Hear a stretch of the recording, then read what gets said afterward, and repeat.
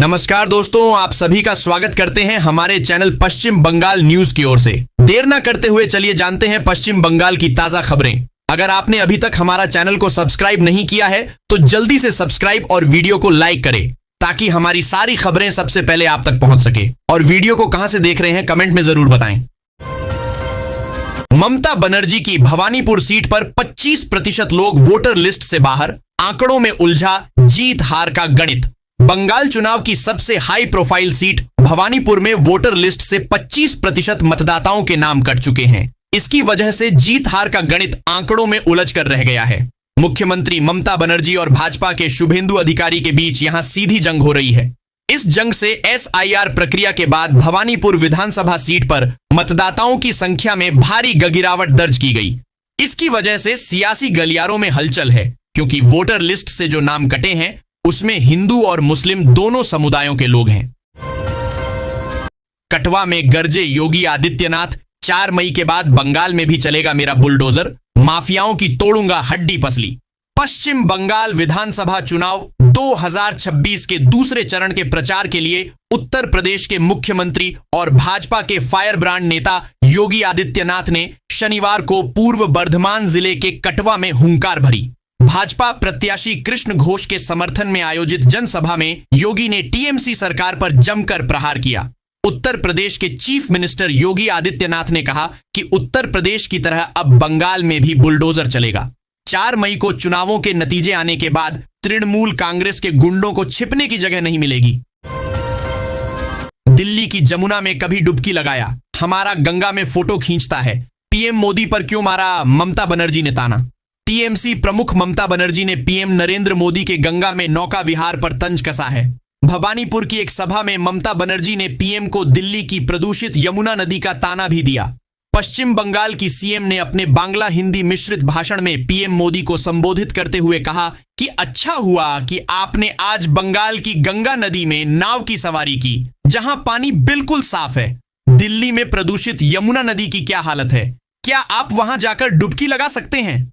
उन्होंने गृह मंत्री अमित शाह पर लोगों को धमकाने का आरोप लगाया। जय श्री राम बोलने पर लाठी चलाती है ममता दीदी, बंगाल की चुनावी रैली में बरसे योगी। उत्तर प्रदेश के मुख्यमंत्री योगी आदित्यनाथ ने शनिवार को पश्चिम बंगाल के पूर्व बर्धमान में चुनावी जनसभा को संबोधित किया। इस दौरान उन्होंने कहा कि बंगाल में ममता दीदी को जय श्री राम के नारे से परेशानी होती है। यही बंगाल है जहां आज से 500 वर्ष पहले चैतन्य महाप्रभु ने हरे कृष्णा हरे रामा का शंखनाद किया था, और आज वहां जय श्री राम बोलने पर ममता दीदी लाठी चलाती हैं। ममता ने कहा, राम भक्तों पर लाठियों का प्रहार होता है, सरेआम गौहत्या होती है, सैंड माफिया, लैंड माफिया हावी होकर बंगाल के नौजवानों के रोजगार को छीनने का काम कर रहे हैं। 5 मई के बाद अंग बंग और कलिंग में होगी भाजपा सरकार, शाह के निशाने पर ममता बनर्जी। गृह मंत्री अमित शाह ने शुक्रवार को भाजपा की जीत का पूर्ण भरोसा जताते हुए कहा कि बंगाल के लोगों ने विधानसभा चुनाव के पहले चरण के मतदान में सभी रिकॉर्ड तोड़ दिए हैं और परिवर्तन के लिए उत्साहपूर्वक वोट किया है। पहले चरण की मतदान प्रक्रिया समाप्त होने के अगले दिन कोलकाता में संवाददाता सम्मेलन को संबोधित करते हुए शाह ने दावा किया कि पहले चरण की जिन 152 सीटों पर मतदान हुआ है उसमें 110 सीटें भाजपा जीतेगी। ममता बनर्जी का प्रचार करने बंगाल पहुंचे तेजस्वी यादव, कहा दीदी लगाएंगी जीत का चौका। राघव चड्ढा पर भी बोले। बंगाल विधानसभा चुनाव 2026 के रण में अब बिहार के पूर्व उप मुख्यमंत्री और राष्ट्रीय जनता दल RJD नेता तेजस्वी यादव की भी एंट्री हो गई है। तेजस्वी यादव ने उत्तर 24 परगना जिले में तृणमूल कांग्रेस TMC के उम्मीदवारों के पक्ष में जबरदस्त रोड शो किया। इस दौरान उन्होंने दावा किया कि पश्चिम बंगाल की जनता ने ममता बनर्जी को लगातार चौथी बार मुख्यमंत्री बनाने का मन बना लिया है। उन्होंने राघव चड्ढा के भाजपा में शामिल होने की चर्चाओं पर भी तंज कसा। बंगाल चुनाव के पहले चरण की अग्नि परीक्षा में ECI पास, 44,376,000 बूथों पर कोई नहीं कर पाया, खेला अब 29 की तैयारी।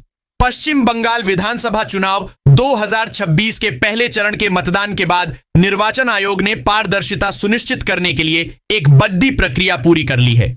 23 अप्रैल को हुए मतदान के बाद 152 विधानसभा क्षेत्रों के फॉर्म 17A और अन्य दस्तावेजों की गहन जांच शुक्रवार को संपन्न हो गई। किसी भी पोलिंग स्टेशन पर गडी बद्दी की पुष्टि नहीं हुई है। पहले चरण में कहीं भी दोबारा मतदान की जरूरत नहीं पड़ी। निर्वाचन आयोग ने चुनाव प्रक्रिया में किसी भी तरह की धांधली का पता लगाने के लिए पोस्ट पोल स्क्रूटनी के कड़े निर्देश दिए थे।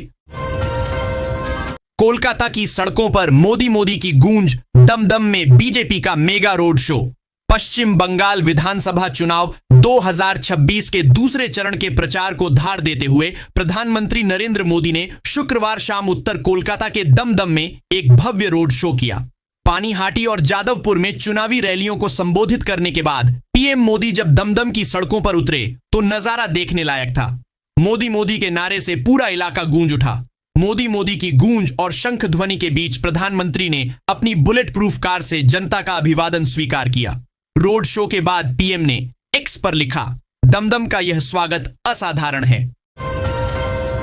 बंगाल में जब तक एक भी भाजपा कार्यकर्ता जीवित है, बाबरी मस्जिद नहीं बनने देंगे, अमित शाह। केंद्रीय गृह मंत्री अमित शाह ने तृणमूल कांग्रेस पर पश्चिम बंगाल के मुर्शिदाबाद में अयोध्या की बाबरी मस्जिद की तर्ज पर एक मस्जिद बनाने के लिए पार्टी के एक निलंबित नेता को अनुमति देने का आरोप लगाया। उन्होंने जोर देकर कहा कि जब तक भाजपा का एक भी कार्यकर्ता जीवित है, बंगाल में बाबरी मस्जिद का निर्माण नहीं होने देंगे। एक के बाद एक चुनावी रैलियों को संबोधित करते हुए अमित शाह ने कहा कि पश्चिम बंगाल में भारतीय जनता पार्टी के सत्ता में आने के बाद मवेशी तस्करी और राजनीतिक हिंसा में शामिल लोगों से इतनी सख्ती से निपटा जाएगा कि उनकी अगली 3 पीढ़ियां भी ऐसा करने की नहीं सोचेंगी। बंगाल में ममता गरीबों की नहीं, अमीरों की मदद कर रही, यही मोदी भी कर रहे, राहुल गांधी। बंगाल में ममता गरीबों की नहीं, अमीरों की मदद कर रही है, यही काम मोदी भी पूरे देश में कर रहे हैं। कांग्रेस नेता राहुल गांधी ने शनिवार को हुगली में एक रैली को संबोधित करते हुए यह बातें कही। राहुल गांधी ने इस दौरान पीएम मोदी पर भी हमला बोला। उन्होंने कहा कि प्रधानमंत्री देशभक्त होने का दावा करते हैं लेकिन देश को बेच रहे हैं। उन्होंने कहा कि प्रधानमंत्री जहां भी जाते हैं लोगों में नफरत और डर फैलाते हैं। इससे पहले उन्होंने कहा कि 2 विचारधाराओं के बीच संघर्ष जारी है। पीडीएस घोटाले से जुड़े मामले में पश्चिम बंगाल में सुबह सुबह ईडी का छापा। पश्चिम बंगाल में पीडीएस घोटाले से जुड़े मामले में ईडी ने उत्तर 24 परगना में कारोबारी पार्थ सारथी के घर पर छापा मारा है। ईडी ने शनिवार को कोलकाता और बर्दवान समेत कई जगहों पर छापेमारी की। अधिकारियों के मुताबिक चुनाव से पहले की जा रही इस कार्रवाई में कई ठिकानों पर जांच जारी है। मामले से जुड़े अहम सुराग तलाशे जा रहे हैं। ईडी के अधिकारियों ने बताया कि कोलकाता, बर्दवान और हाबरा में निरंजन चंद्र साहा समेत सप्लायर और एक्सपोर्टर्स के करीब 9 ठिकानों पर ईडी की छापेमारी चल रही है। ये कार्रवाई मनी लॉन्ड्रिंग कानून के तहत हो रही है। अति संवेदनशील बूथों की सुरक्षा की जिम्मेदारी आयोग की, कलकत्ता हाई कोर्ट ने खारिज की टीएमसी की याचिका। कलकत्ता हाई कोर्ट ने राज्य के अति संवेदनशील बूथों पर केंद्रीय बल की तैनाती के मामले में महत्वपूर्ण फैसला सुनाया है। कोर्ट ने कहा है कि अति संवेदनशील बूथों की सुरक्षा की जिम्मेदारी चुनाव आयोग की है। अदालत ने तृणमूल कांग्रेस की ओर से दायर उस याचिका को खारिज कर दिया जिसमें चुनाव आयोग द्वारा सीआरपीएफ की तैनाती के निर्देश को चुनौती दी गई थी। दरअसल 18 अप्रैल को आयोग ने एक निर्देश जारी कर विभिन्न खुफिया रिपोर्ट और सूचनाओं के आधार पर अति संवेदनशील बूथों पर स्वतंत्र और शांतिपूर्ण मतदान सुनिश्चित करने के लिए केंद्रीय रिजर्व पुलिस बल तैनात करने का निर्णय लिया था। बंगाल में महिलाओं का रिकॉर्ड मतदान, कल्याणकारी योजनाओं का असर या सत्ता विरोधी आक्रोश। बंगाल में पहले चरण के मतदान के बाद सियासी गलियारों में दावों और प्रतिदावों का दौर शुरू हो गया है। गुरुवार शाम के बाद से तृणमूल कांग्रेस के भीतर जिस एक आंकड़े ने सबसे ज्यादा बेचैनी और उत्सुकता पैदा की है वह है महिलाओं का रिकॉर्ड मतदान। तृणमूल के आंतरिक अनुमानों के अनुसार पहले चरण में लगभग 93% महिलाओं ने अपने मताधिकार का प्रयोग किया है, जो पुरुषों के 91% मतदान से भी अधिक है। अब सवाल यह उठ रहा है कि क्या यह मतदान लक्ष्मी भंडार जैसी कल्याणकारी योजनाओं के प्रति कृतज्ञता है या फिर रात दखल के जरिए पनपा सत्ता विरोधी आक्रोश। डायमंड हार्बर में चुनाव आयोग का एक्शन, आईपीएस अधिकारी समेत 5 पुलिस अफसर सस्पेंड, एसपी को कड़ी चेतावनी। बंगाल विधानसभा चुनाव 2026 के बीच निर्वाचन आयोग ईसी ने अब तक की सबसे बड़ी प्रशासनिक सर्जरी की है। आयोग ने डायमंड हार्बर में निष्पक्षता बनाए रखने में विफल रहने और गंभीर कदाचार के आरोपों में एक साथ 5 पुलिस अधिकारियों को निलंबित करने का आदेश दिया है। शनिवार को जारी इस आदेश में एक आईपीएस अधिकारी समेत 3 थाना प्रभारियों पर गाज गिरी है। इलेक्शन कमीशन ऑफ इंडिया ने पश्चिम बंगाल सरकार को निर्देश दिया है कि इन सभी के खिलाफ तत्काल अनुशासनात्मक कार्रवाई शुरू की जाए। पीड़ा की राजनीति की शक्ति परीक्षा, क्या संवेदना की लहर बदल देगी बंगाल की राजनीतिक तस्वीर? बंगाल की राजनीति में पिछले 2 वर्षों का इतिहास जब भी लिखा जाएगा, उसमें आरजी कर मेडिकल कॉलेज की लोमहर्षक घटना और संदेश खाली का आक्रोश सबसे गहरे घाव के रूप में दर्ज होगा।